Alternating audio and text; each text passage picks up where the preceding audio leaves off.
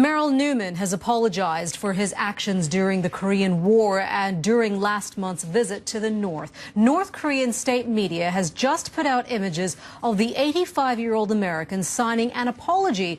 But will this be enough to win his release? Well, let's go to Karl Penhaul, joins us now from our Tokyo bureau. And Karl, what more do we know about this apology and I guess the circumstances surrounding it?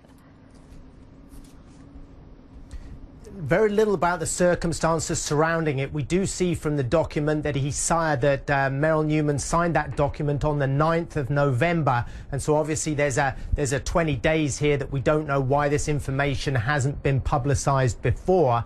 What we also know from the North Korean official news agency is that the state is accusing Newman of hostile acts of infringing on the sovereignty of North Korea and so-called slandering the socialist system. Now that all sounds a lot like bureaucratic mumbo-jumbo until you then go into the fine print of exactly what they're accusing Newman of doing, and that they're saying on this 10-day tourist package that he went on to North Korea, during that time he tried to contact families, relatives and possibly soldiers that he commanded during the Korean War. And in his apology he states in that apology, and we don't know if this was coerced out of him or whether he put it together voluntarily, but he said that during the Korean War, he did have a role in advising and commanding partisan guerrillas who were made up of South Koreans and anti-communist North Koreans who were carrying out covert and clandestine operations behind enemy lines.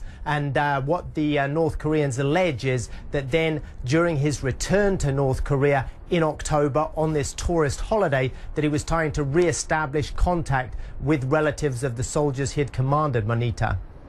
And now we know Mr. Newman is 85 years old. So do we know what his condition is right now, what the conditions of where he's staying, and if he has any access to family members at this point, or whether or not this apology is even going to help?